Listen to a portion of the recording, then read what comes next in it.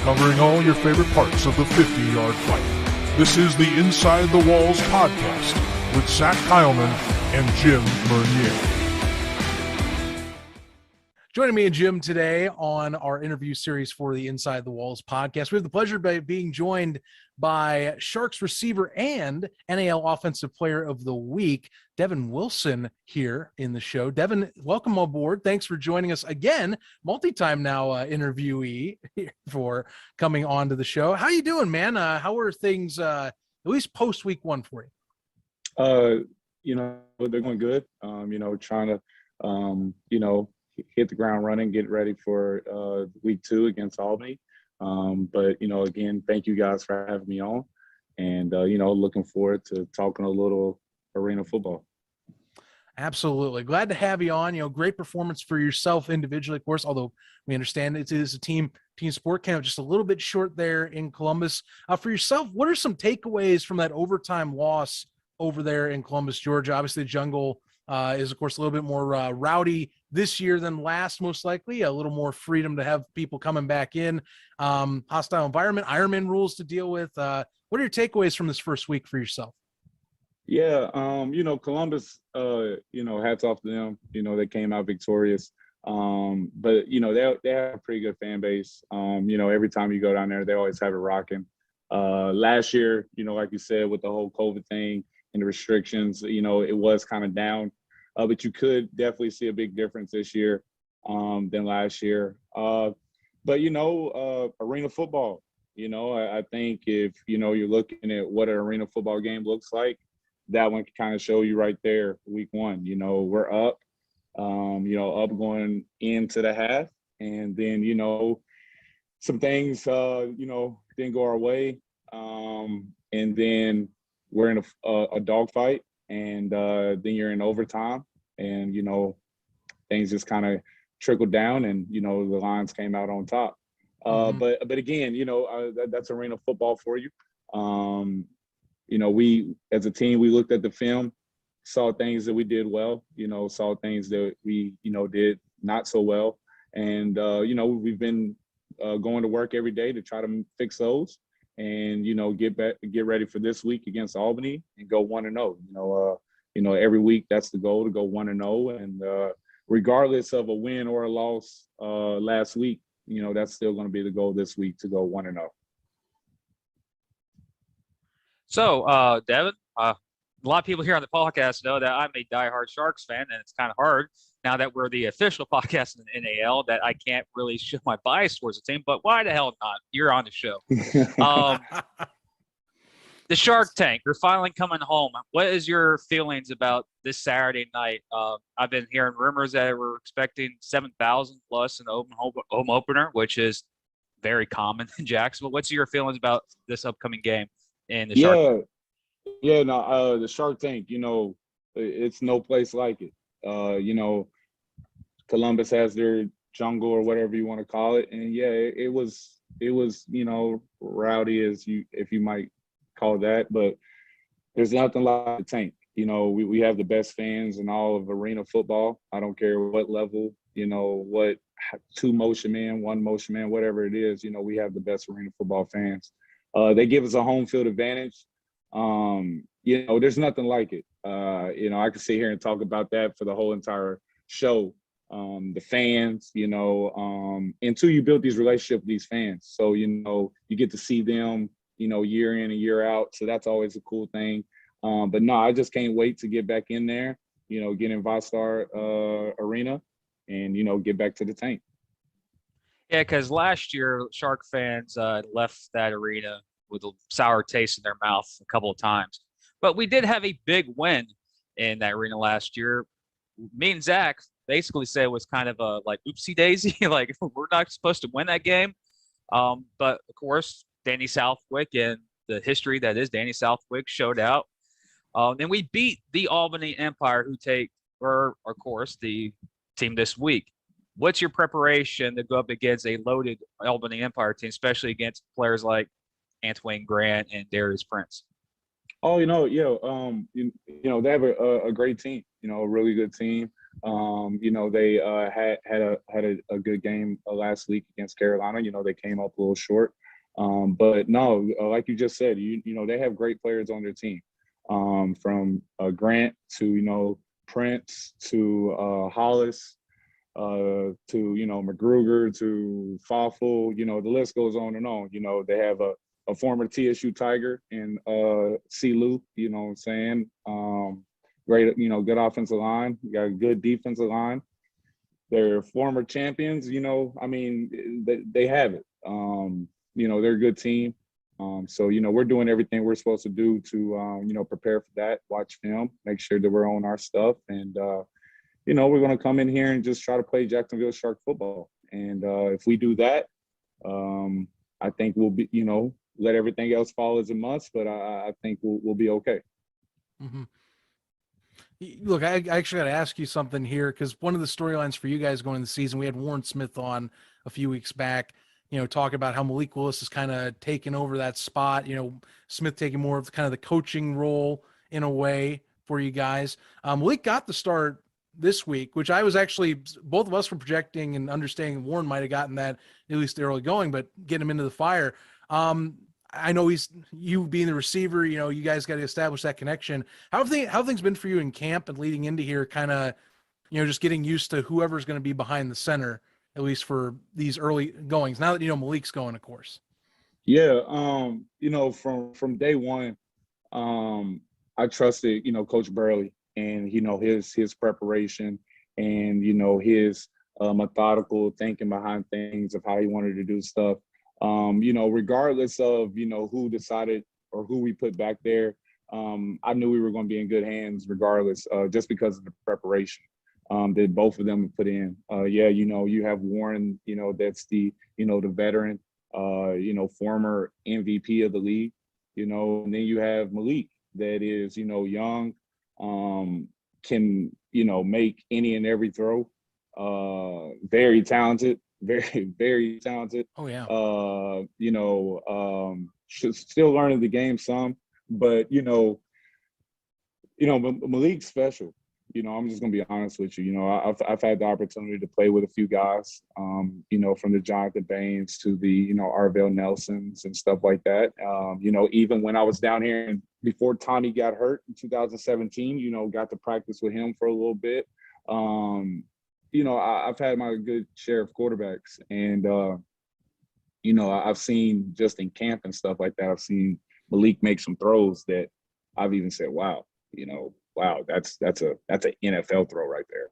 Nice. So, you know, but they both help us in different ways. You know, Warren, again, the savvy vet, knows it. You know, you never know what you might get. He might, you know, pull one, bootleg it, you know, shake you or something like that. I've seen it all in his game.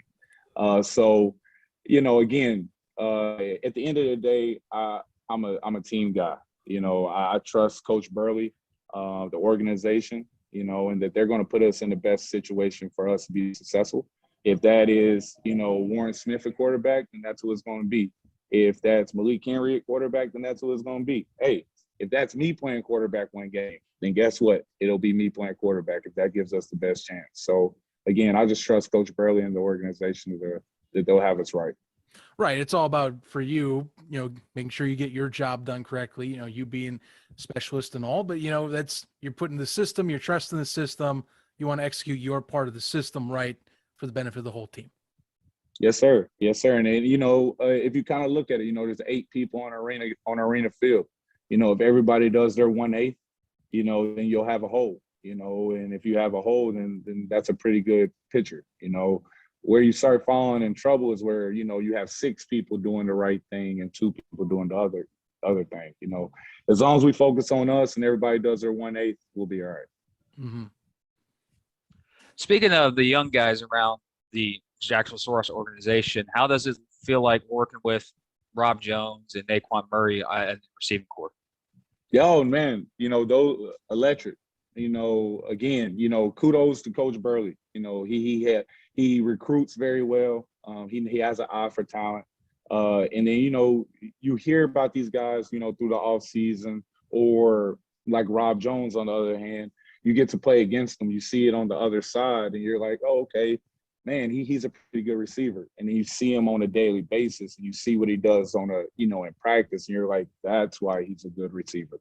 So, you know, I think within our receiver group, we help each other. You know, there's all something that we do different. You know, not only those two, but Cameron Solomon is another one. You know, young guy that we all, again, you know, you might see somebody do something on some route and be like, hey, man, how'd you do that? And then that'll help you, and vice versa. You know, we really believe in it as iron sharpens iron, as one man sharpens another around here. And, you know, those guys definitely, within the few weeks that we've been together, they've helped me, you know, from, you know, Naquan Murray, you know, just how electric he is. You know, if you get the ball in his hands, there's no telling what might happen. You know, from Rob Jones to his route running and stuff like that, to see how he moves, really, really electric. And then Cameron Solomon, you know, as well, you know, another strong physical guy that, you know, he does a little bit of everything as well. So, you know, we have a pretty, we might not have the names like an Albany, you know, with the Darius Princes and the, you know, Grants and the Dangerfields and stuff like that. But again, I trust Coach Burley and the organization, and I think they've given us great guys for us to be successful. Right. Well, I think we saw this week, you know, and I like how you talk the names. You know, names don't fully get the success in a game. I mean, as we saw, like, you know, both of us predicted Albany to win. Now, credit, Carolina also is in a similar boat. They have plenty of names on that roster too. You know, it was a very high scoring game, but again, that doesn't guarantee you're going to get a victory. You got to still execute your thing. You know, right now the mentality we've seen around the league is, you know, is it who's better at rotating versus who's building the correct Ironman squad, you know, is coming off that. Jacksonville seems to be the one off just talking, and based on maybe even talking the way you are, like, it's about building that Ironman roster out. You know, it might not be, like you're saying, might not be the names, but if we can execute the system properly, that'll get everything in the right direction. We can make the best arena team possible in the rule sets that we are in this year. For you, I mean, you've been through arena for so many years at this point. You know, one of the stars in the NAL for several years now. Do you find yourself becoming lately more of the teacher, or more, are you just looking to learn as you go, even moving on through the years yourself? You know, yeah, no, I definitely, you know, see myself, you know, being the veteran, as you would say it. You know, I think that's going to be with any team at any level. You know, if you have a guy that, you know, I've had a little bit of success throughout my career. So, you know, these guys, you know, they might see me do a route or something like that they might ask me, or how did you do that, or whatever. And I have no problem sharing, you know, tips or anything like that, because ultimately at the end of the day, hey, we're all wearing the same uniform, you know, and all our goals are all this should be the same. So to go 1-0 each week, you know, and ultimately win the championship at the end of the year. You know, yeah, definitely see myself like that, but it's also held me to another standard that, you know, I can't just be out here, you know, telling guys, oh, this is how you do it, and then not do it.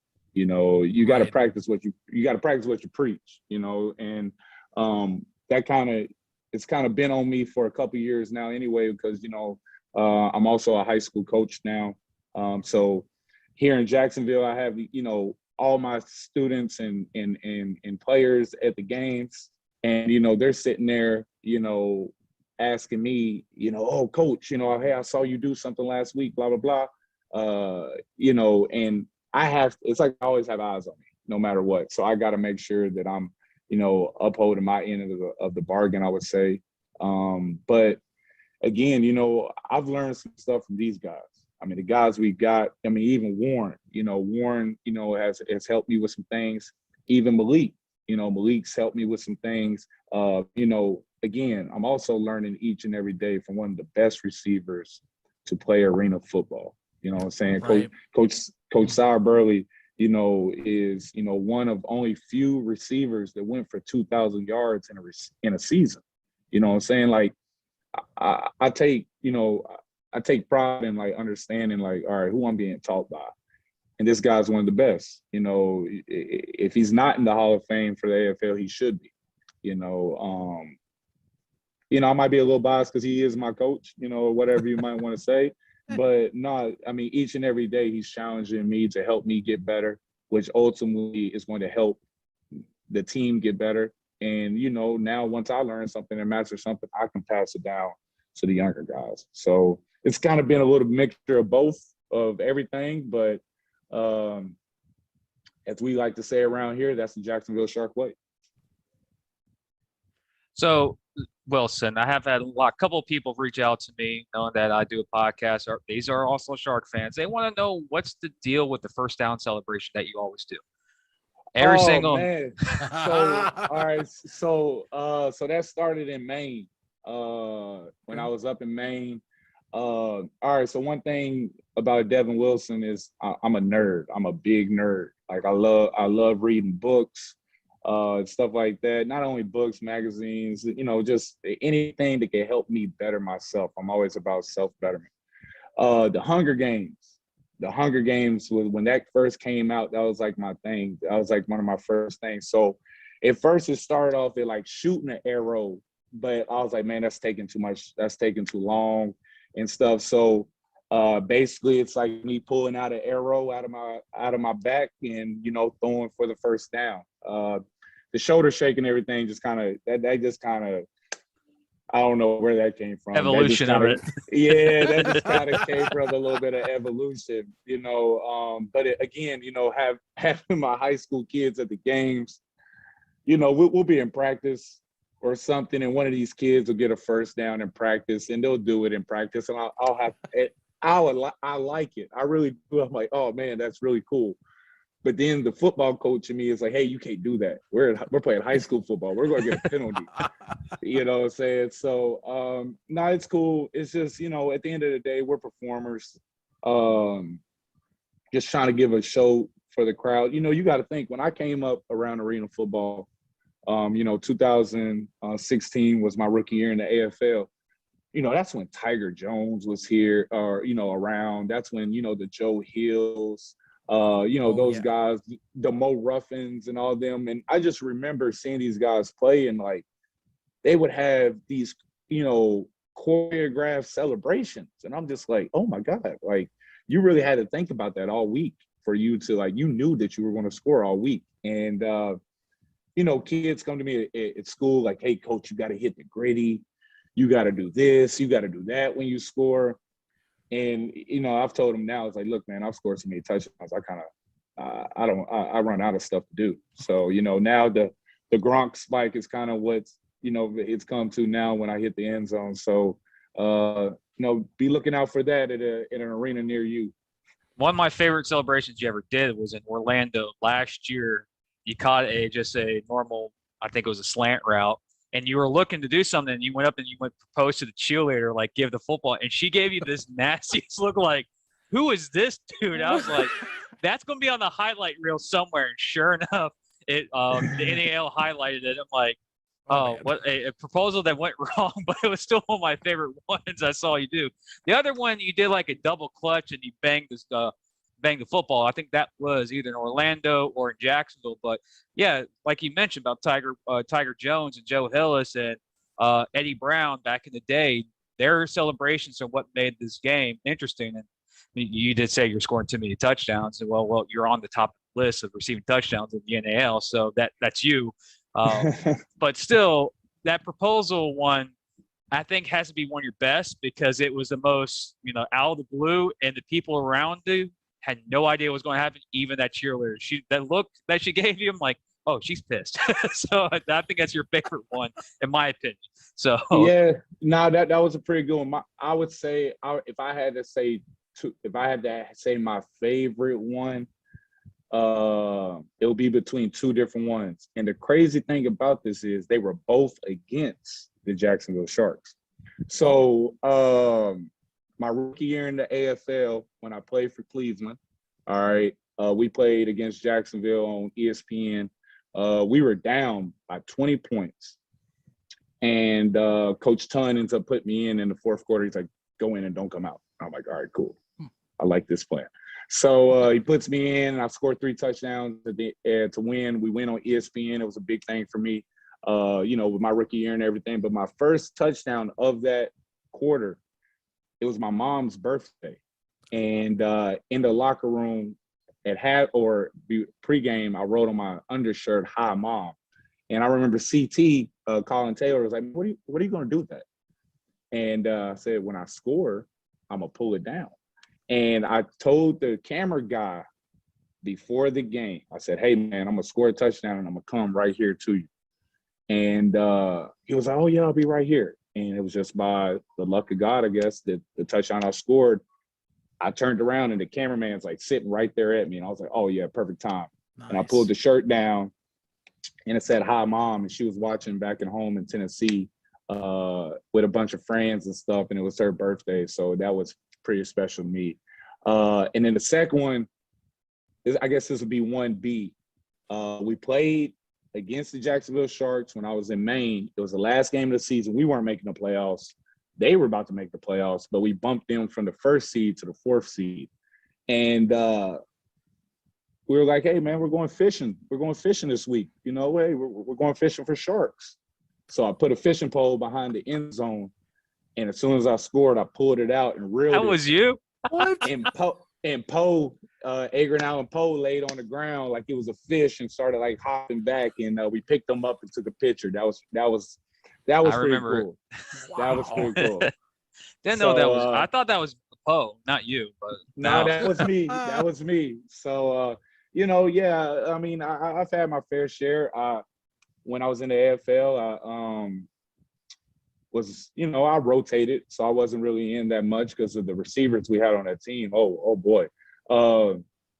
So we played the Philly Soul, and Jaws was at the game, and he was talking a lot of, stuff, being a good fan and a proud owner, as he should be.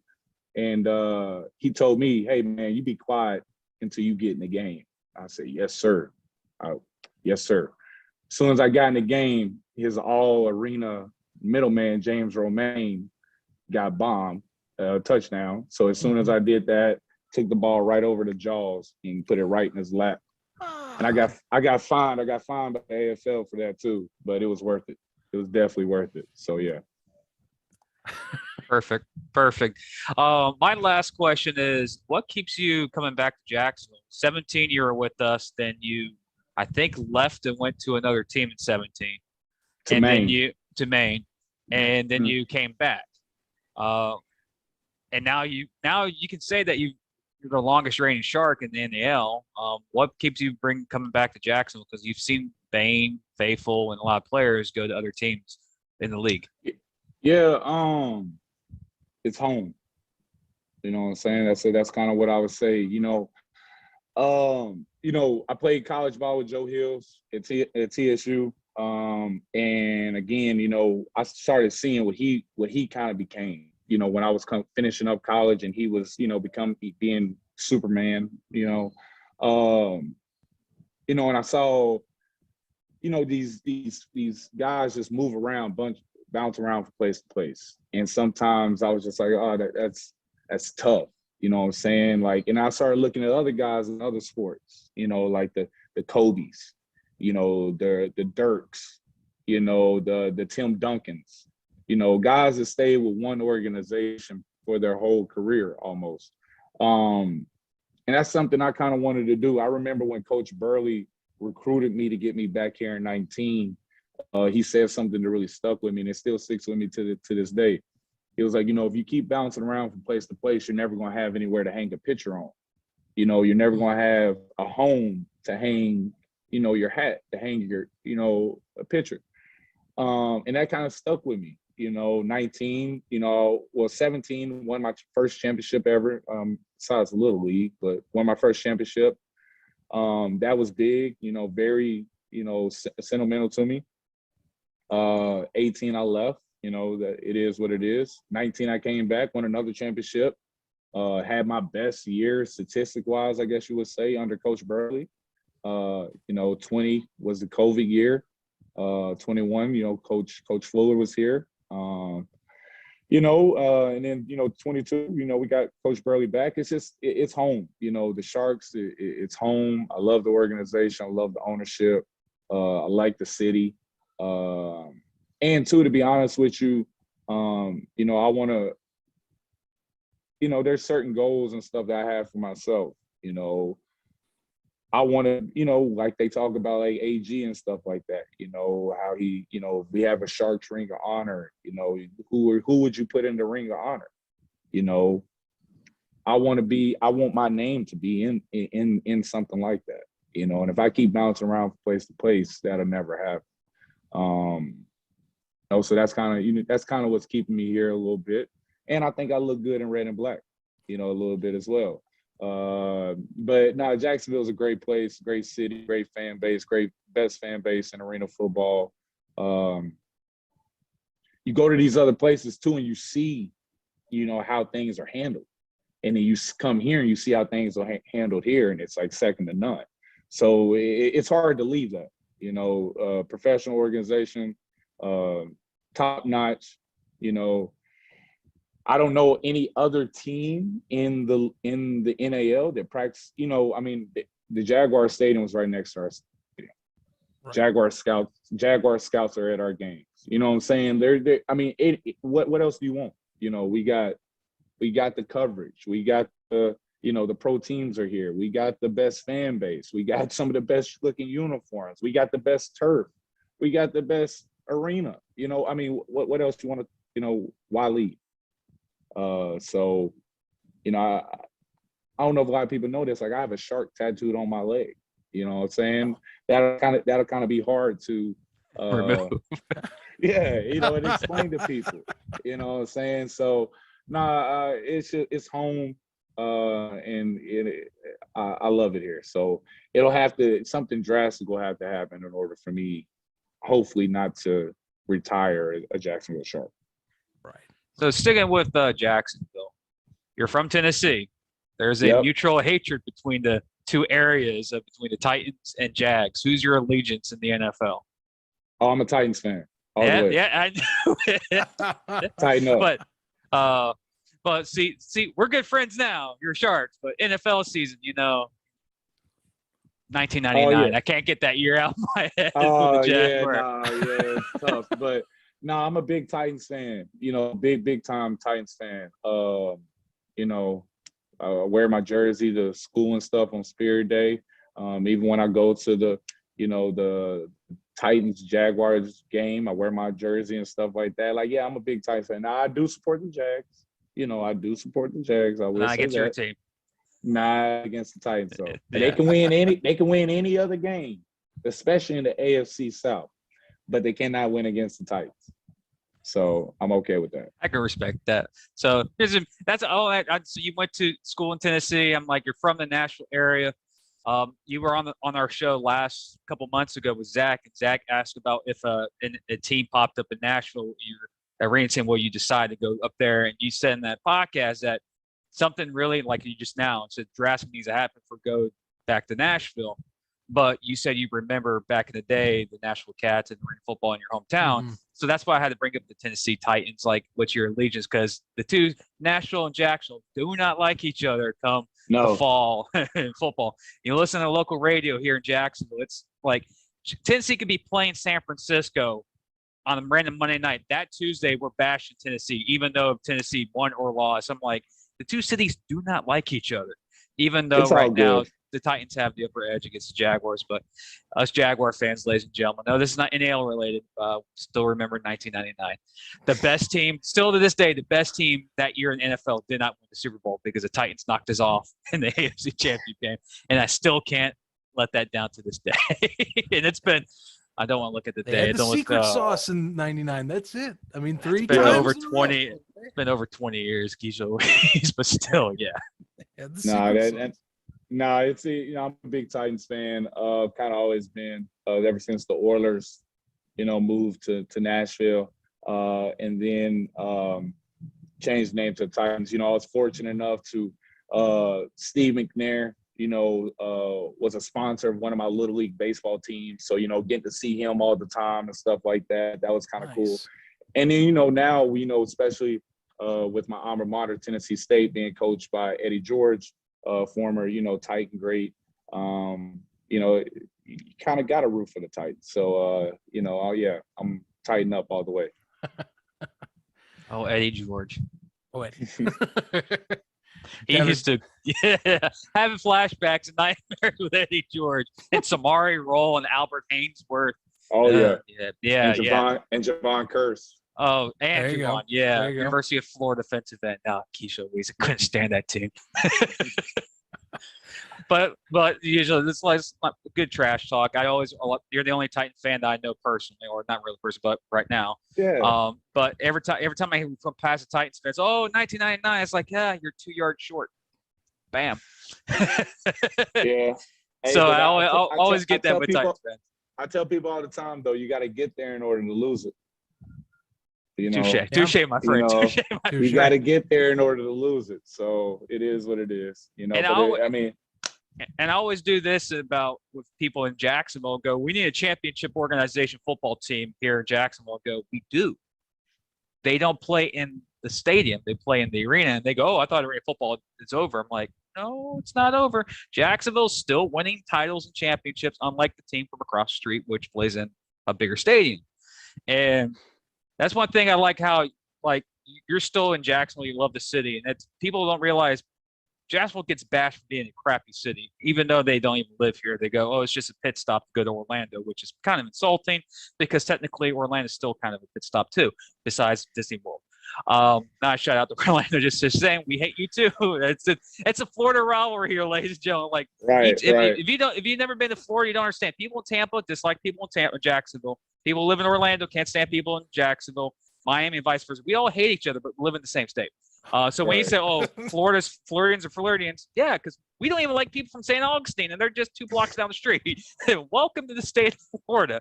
And only people in Florida will understand it. So when people make fun of our state, I go, we agree. We make fun of you just based off of counties. But still, I just want to say, Devin, that you've been if they say do a Ring of Honor and Mount Rushmore of the Jacksonville Sharks, you're definitely on that list. You, Aaron Garcia, maybe the top of my head, maybe Jeff Hughley from back in the day. There's a couple players, but you're definitely one right there by Garcia, the starter franchise. That. So, especially in the NAL, you are the best. People say this is not the shout out to Albany fans. Yes, Darius Sprance is good. Yes, Antoine Gwant's good, but the best receiver in the arena football plays in Jacksonville. He's been here since 2017. Yes, that's my fan coming up, but Darius Sprance is damn good, but he's only been in the league for a year and a half, probably. Of course, he played in Philly, but you've been in Jacksonville for a couple years now, and you've proven each and every single week that you are the best in the arena. You just don't get enough love from the people over in the corporate office, but you will get all the love here in today's show as the best receiver. But that's all good. That's all good, and I appreciate that. I really do. You know what I'm saying?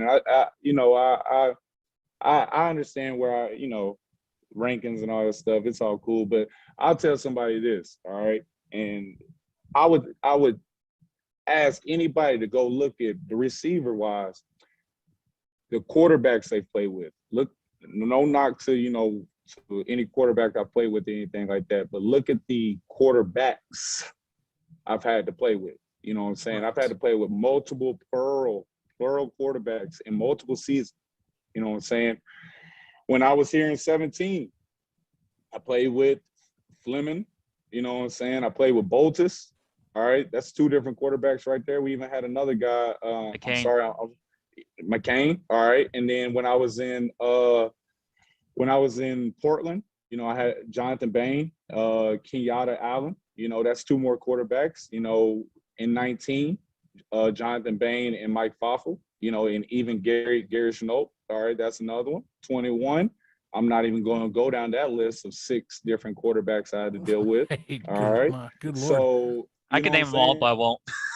but at the end of the day, I think what I take pride in is I don't care who you put back there throwing the ball to me. My job as a receiver is to catch the ball. I don't need a high-profile quarterback. You know what I'm saying? Will it make my job a lot easier sometimes? Yes, it would. And it would be, but at the end of the day, my job is to catch the ball.